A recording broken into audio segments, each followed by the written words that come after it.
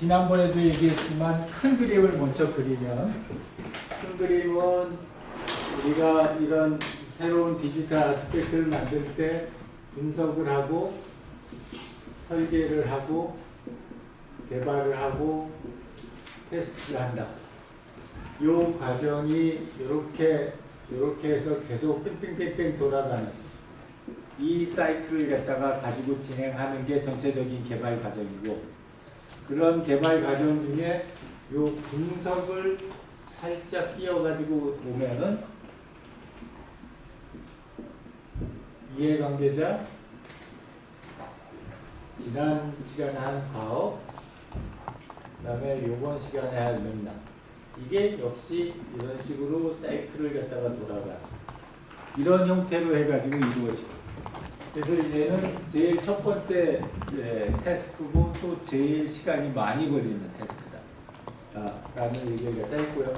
이제 우리가 이해관계자하고 과업 분석을 하면서는 사람들이 가지고 있는 동기가 어떠한 것들이 있고, 그 사람의 특성이 어떤 특성을 가지고 있고, 그 사람이 가지고 있는 의도는 뭐고, 그 의도를 지금은 어떻게 풀고 있는지에 대한 내용들을 갖다 봤습니다. 이제 세 번째 마지막으로 분석 파트에서 마지막이 맥락 분석인 거예요. 그래서 이 맥락 분석은 어떤 환경 속에서 현재 이 사용자가 본인의 목표, 의도를 달성하고 있는지, 그 과정을 중점적으로 다루는 게 맥락 분석. 그래서 어떻게 생각하면 환경 분석이다, 이렇게 생각해도 되는데, 우리가 환경 이러면은 너무 물리적인 환경을 갖다 생각하기 때문에 환경보다 조금 더 큰 개념으로 컨텍스트다 라는 개념을 가지고서 맥락 분석이다 라고 이야기를 해요. 이 맥락 분석은 여러 가지 포커스들도 있고 또 여러 가지 컴포넌트들로 이루어지고 시간도 오래 걸려요. 그래서 실제로 이런 사용 맥락을 갖다가 우리가 과연 분석할 필요가 있느냐에 대한 고민들도 상당히 많이 있어요. 그리고 현업에서 정말 이렇게 맥락 분석을 이 교과서에 있는 것처럼 FM으로 하느냐? 대부분 못해요. 대부분 못하긴 하지만 여러분들은 이제 FM을 배우고 가서 그거 현장에 적에 맞춰서, 리미테이션에 맞춰서 그만큼 수정해가지고 제공하는 그런 형태를 갖다 진행하는 게 더 바람직하지, 처음부터 아예 하지 말자 이렇게 얘기하는 것보다는 그렇지 않을 거고요. 맥락 분석이 가장 필요성이 증대된 이유는 아무래도 모바일의 도입이 굉장히 큰 역할을 했어요. 그리고 또 이 AI의 도입도 굉장히 큰 역할을 하고 있어요.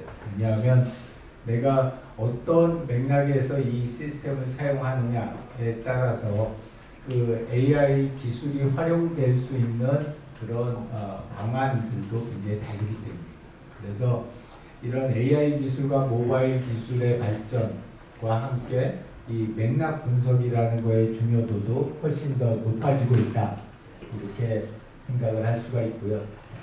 어떻게 생각하면 맥락이라고 하는 거는 이런 두 가지 포인트가 있는데, 하나는 좁은 의미의 맥락, 또 하나는 넓은 의미의 맥락이 있어요.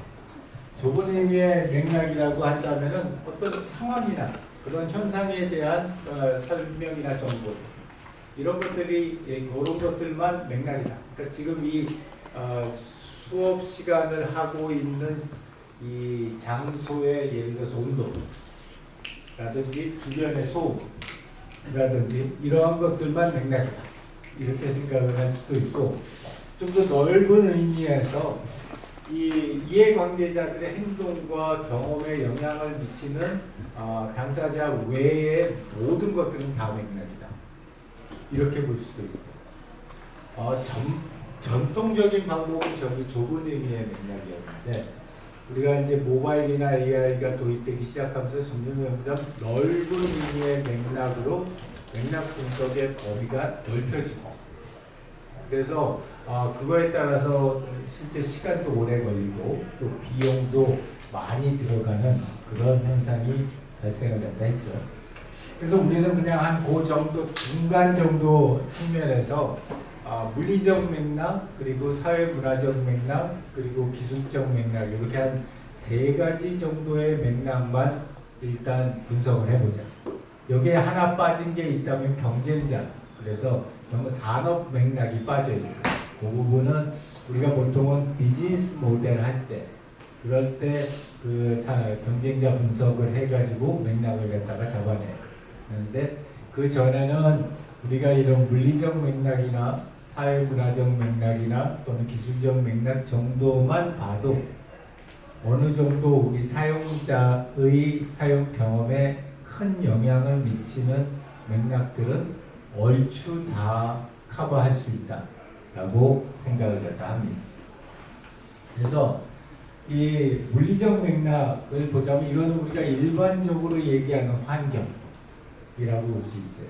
그래서 실제로 객관적으로 측정 가능한 그 물리적 환경에 대한 정보들인데, 예를 들어서 물리적 시간이라든지 물리적인 위치라든지 또는 기타 물리적인 환경들, 예를 들어서 조명이나 온도나 습도나 소음이나 먼지 같은 이러한 것들도 다 중요한 물리적 맥락 속에 들어갑니다. 그 중에서 첫 번째 물리적 시간 맥락을 본다면 현재의 사용 시간, 그리고 현재의 사용 요일, 계절, 또 1년 중에 어떤 특정한 주말, 주중 이런 거에 따라서 사용자의 사용 행태에 큰 영향을 미치죠. 이제 우리가 특히 이제 우리 같은 케이스를 보면은 이제 모니터링 서비스를 제공을 하고 있어요. 그래서 이 사람들이 본인들의 예를 들어서 정서 상태를 갖다 모니터링한다. 그러면은 지난번에 보여줬던 그 43초짜리 그 PPG 센서 기반의 마음책이라고 하는 서비스는 본인 자신의 성격이나 또는 상태도 스트레스도 굉장히 중요하지만 언제 측정했는지에 따라서 보정을 해줘요. 그러니까 아침 새벽에 일어나자마자 측정했었을 때 측정값하고 그 낮에 예를 들어서 점심 먹고 나서의 측정값하고 이러한 것들이 미세하게 변동을 받아요. 그렇기 때문에 이 현재 측정된 시간과 또 요일이 어떻게 되나요? 특히 주말 주중이 굉장히 달라요. 그래서 이런 그 시간적인 요소들 굉장히 큰 영향을 미치고요. 예제에 나와 있는 거는 글루코버디라고 미국에서 굉장히 많이 쓰는 당뇨 환자들 기록하고 그 신체 활동 이렇게 서제스션 해주는 앱인데, 이런 경우에도 보면은 주중 주말이 약간 나눠요. 그리고 여름이냐 겨울이냐 또 나누고 이렇게 해가지고 계절이나 요일에 디펜던트한 그런 서비스를 만들어내고요. 물리적인 위치 같은 경우에는 공간 구성이라든지 공간의 맥락이라든지 이러한 것들을 갖다 많이들 하고요. 특히 이제 이런 디지털 헬스 쪽은 병원 내의 환경하고 병원 밖의 환경이 굉장히 여기 있다 보니까 병원 내에서의 물리적인 환경, 특히 이제 아까 발표했던 IO 서비스 같은 경우는 병원 내에서 환경이 어떻게 구성되어 있는지, 다행히도 우리나라는 병실에 물리적인 이런 환경 같은 게 거의 비슷하니까, 그래서 굉장히 효율적으로 분석을 할 수 있고, 또 집에 갔었을 때도 우리나라는 평수가 정해지면 거의 집의 레이아웃이 정해지잖아요. 그렇기 때문에 그런 의미에서도 이런 물리적인 위치에 대한 맥락들을 갖다가 많이 감안을 할 수가 있고요. 이제 그 다음에 조명이라든지 온도라든지 소음이라든지 먼지 같은 것들, 이러한 기타 환경적인 요소들도 굉장히 영향을 많이 미쳐요. 예를 들어서 조명 같은 경우는 특히 이제 우리 아까 얘기했던 마음책 같은 경우에는 일정 이상의 빛이 확보돼야지 측정이 가능하기 때문에 이런 측정 가능한 빛의 속도를 밝기를 갖다가 측정하는 것도 굉장히 중요한 요소입니다.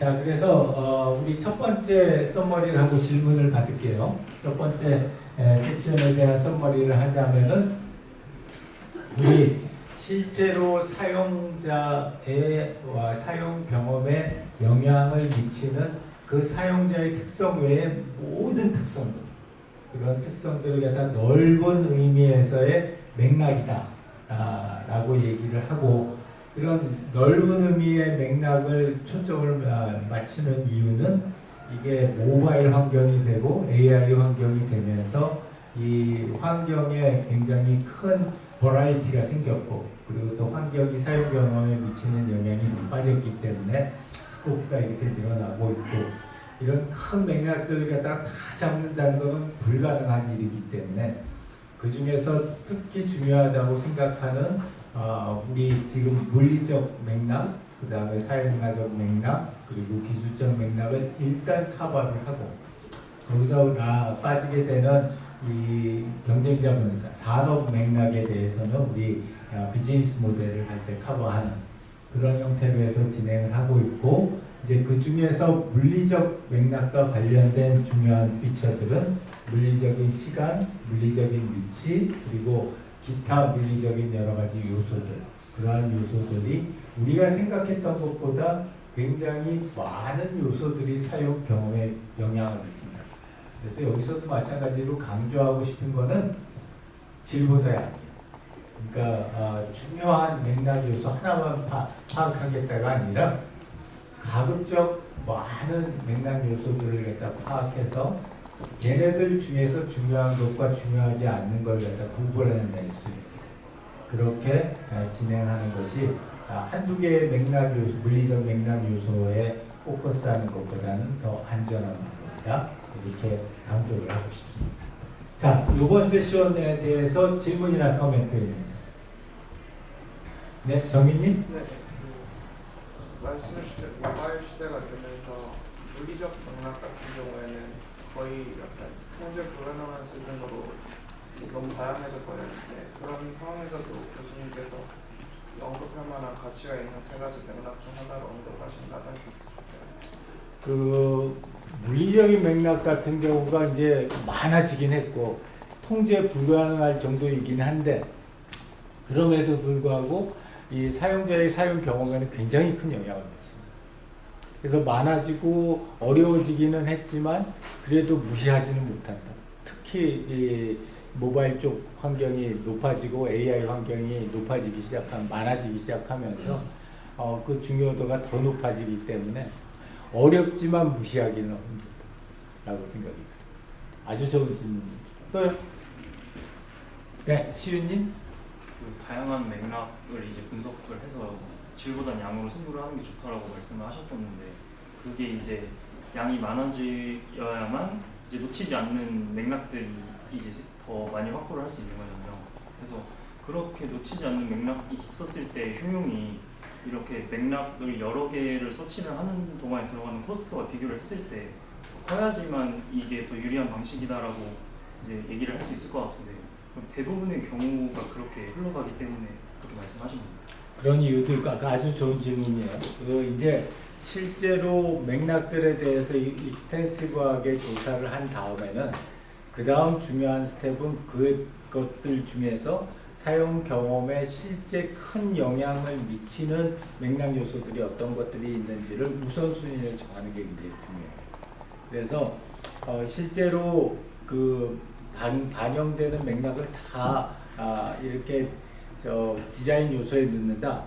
엄청 어려워요. 개발이 너무 복잡해지고, 뭐 지금 일반적인 AI 알고리즘 나와 있는 거 하나만 집어넣기도 되게 어려운데, 그거를 맥락에 디펜던트하게 센시티브하게 만든다? 이건 말은 되게 쉬운데 실제로 그걸 개발에다가 적용한다는 건 적어도 뭐 원맨먼스는 아주 미니멈으로 들고 투맨먼스가 아마 대표적으로 대략은 그 정도 들고, 그렇기 때문에 이렇게 찾아진 맥락 요소 중에서 뭐를 실제로 제품에 반영을 할 거냐 하는 거는 그 다음 단계, 그러니까 일단 조사가 끝난 다음에 우리가 꼭 고민해봐야 될 중요한 포인트라고 생각합니다. 네. 은성님? 과업을 파악할 때는 맥락 질문법이라고 이렇게 좀 괜찮은 방법을 말씀해 주셨는데 맥락을 파악할 때는 저 세 가지 구성 요소들을 파악하는 좋은 방법들이 좀 있는지 어떻게 저런 것들을 좀 찾아내는지 궁금해요. 그것도 아주 좋은 그 질문이에요. 워낙 맥락 질문법은 사실은 그 과업만 파악하는 게 아니라 이 사용 맥락에 대한 것도 같이 파악하기 위해서 해요. 그렇기 때문에 지난주에 했던 맥락 질문법, contextual inquiry를 이번 그 맥락 분석을 하는 데에도 동시에 사용하는 것을 추천을 하고요. 근데 이게 물리적인 맥락만 있는 게 아니라 사회 문화적인 맥락이나 또는 기술적인 맥락도 있어요. 그래서 contextual inquiry를 쓰기는 하지만 contextual inquiry만 써서 이 세 가지를 갖다 다 분석할 수 있느냐? 그렇지는 못해요. 그래서 이제 기술적인 맥락을 분석을 한다거나 또는 사회 문화적인 맥락을 분석을 할 때에는 이런 물리적인 맥락 외에도 contextual inquiry 외에도 다양한 방법들을 갖다 사용을 해요. 그래서 그건 조금 이따 이제 그 섹션에 가서 이야기를 할게요. 네, 좋은 질문. 또 다른 질문? 네, 좋습니다. 자, 그러면은 사회문화적인 맥락을 가서 보면은 이 사회문화적 맥락이라고 하는 건 기본적으로 주관적인 가치가 들어가요. 그러니까 이게 앞에 있었던 물리적인 맥락은 누가 이런 주관적인 사람 가치가 안 들어가기 때문에 판단이 안 들어가기 때문에 A라는 사람이 파악을 해도 똑같이 나오고 C라는 사람이 파악을 해도 똑같이 나오긴 하는데 이 사회문화적 맥락이라고 하는 거는 실제로 사람의 주관적인 판단이 들어가야지 우리가 제대로 파악할 수 있는 그러한 맥락 요소들을 갖다 사회문화적 맥락 요소라고 하고요. 워낙은 이 사회문화적인 맥락 요소도 더 자세하게 들어가면 사회적인 맥락과 문화적인 맥락을 갖다 나눠서 그렇게 이야기를 하기도 해요. 그렇게 이야기를 하기도 하는데 이제 그렇게 되면 너무나 많은 시간과 노력이 들어가기 때문에 우리가 일반적으로는 이 사회문화를 갖다가 그냥 한꺼번에 쳐서 그 주관적인 맥락이다라고 해가지고서 한꺼번에 분석을 합니다. 그래서 여기서도 마찬가지로 사회문화적인 시간 맥락이 있고 사회문화적인 위치 맥락이 있고 그 다음에 사회문화적인 기타 환경 맥락이 있어요. 그래서 그거에 대해서 각각 하나씩 보면은 첫 번째는 사회문화적인 시간에 대한 맥락인데 이거는 여러 가지 요소들이 있지만 이제 특히 보는 거는 이게 일하는 시간인지 여가 시간인지 그랑 또 연결되어 있는 게 이게 얼마나 시간적인 압박을 많이 받으면서 수행해야 되는 그런 과업인지 그리고 이 실제로 한 번에 한 가지만 하는 어떤 문화적인 특성을 가지고 있는 것인지 아니면 한 번에 여러 가지를 할 수 있는 그런 환경인지 그리고 이게 지금까지의 과거 문화 현재까지 있었던 과거의 사항들을 갖다 더 중요하게 생각하는지 아니면은 앞으로 올 미래 또는 현재를 갖다가 더 중요하게 생각하는지 이러한 것들이 굉장히 중요한 그 사회문화적인 시간 맥락이고요. 특히 이제 아까 이야기했던 IO나 이런 의료적인 환경에서 보면은 특히 굉장히 빠른 그런 의사 판단이 필요한 경우가 많고요. 이제 그렇게 되는 경우에는 그 무지하게 시간을 오래 들어가지고 아주 정확한 그런 서비스를 제공할 수도 있지만 시간을 갖다가 조금 단축시키고 대신에 조금 덜 정확한 게 더 많이 선호될 수도 있어요. 그래서 현재 그 일을 하는 시간의 압박이 얼마만큼 되느냐. 우리 벌써 아주 옛날 같지만 코로나 때 생각해 보면은 그 기억 지금들도 다 나겠지만 이 한 사람이라도 더 검사를 빨리 신속하게 받는 게 굉장히 중요했었잖아요. 이제 그런 환경들이 시간적인 맥락이고요. 그래서 특히 이제 의료진을 위한 앱이나 서비스를 만들 때에는 굉장히 짧은 시간 동안에 현재의 상태를 쉽게 파악하고 그 다음 의사결정을 갖다 할 수 있게 해주는 그런 형태의 앱을 갖다가 많이 추천을 합니다. 그 다음에 사회문화적 위치 맥락 관련해서는 집이냐 직장이냐 이게 공공의 장소냐 개인적인 장소냐에 따라서 많이 달라지고, 그 다음에 문화적인 위치 측면에서 본다면은 이게 권력거리라고 그러죠. 그래서 어떤 그 해당되는 집단의 권력이 공평하게 분배되어 있는지 아니면 특정인에게 집중되어 있는지 이러한 것들도 굉장히 중요한 역할을 갖다 합니다. 그래서 예를 들자면은 지금 이제 중앙대병원도 그렇지만 종합병원, 상급 종합병원에 가게 되면은 이 하이라키가 아주 명확하게 나와 있어요.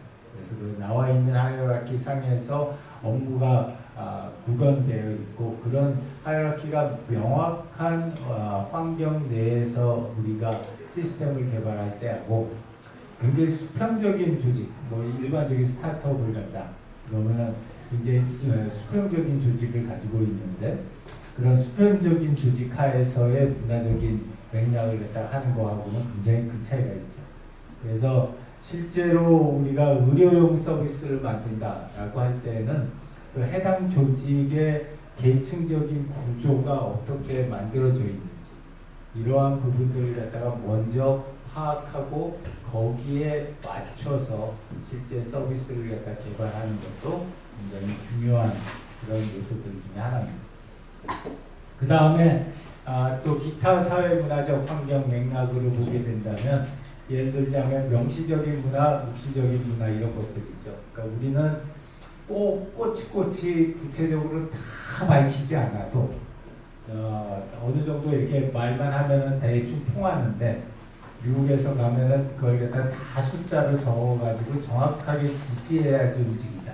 이런 것들이 명시적인 문화하고 묵시적인 문화의 차이점인데, 이런 것처럼 실제로 문화적인 차이도, 예를 들어서 불확실성 회피 상황입니다.